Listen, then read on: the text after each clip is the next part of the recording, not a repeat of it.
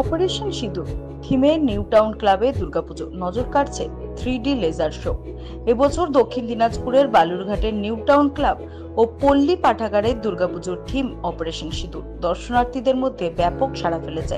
মহাপঞ্চমীর দিন পূজার উদ্বোধন করেন কেন্দ্রীয় শিক্ষা ও উত্তর পূর্বাঞ্চল উন্নয়ন মন্ত্রী ডক্টর সুকান্ত মজুমদার।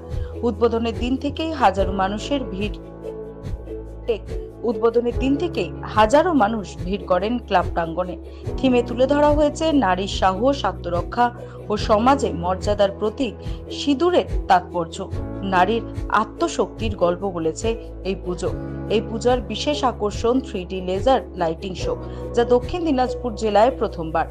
আধুনিক আলোকসজ্জা ও লেজার প্রযুক্তিতে সাজানো প্যান্ডেলে দেবী দুর্গার আগমন থেকে অসুরবধ সব ফুটিয়ে তোলা হয়েছে চলমান আলোর ভিজুয়ালের মাধ্যমে।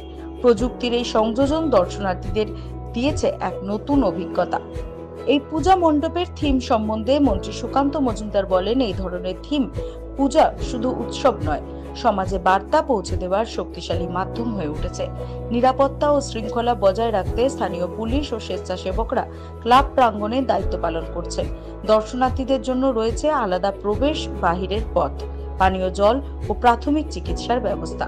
থিম, প্রযুক্তি ও সামাজিক বার্তার সফল মেলবন্ধনে বালুরঘাটের এই পুজো ইতিমধ্যেই জেলার অন্যতম আকর্ষণের পরিণত হয়েছে।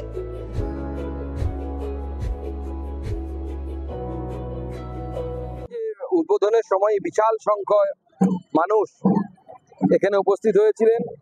অপারেশন সিঁদুরকে যেভাবে আমরা পুজোর আঙ্গিকে প্রস্তুত করেছি, আশা করি এই জেলাবাসীর ভালো লাগবে এবং এই জেলায় এই ধরনের টেকনোলজির ব্যবহার 3D লেজার শো এই প্রথমবার হচ্ছে, এর আগে কোনো হয়নি।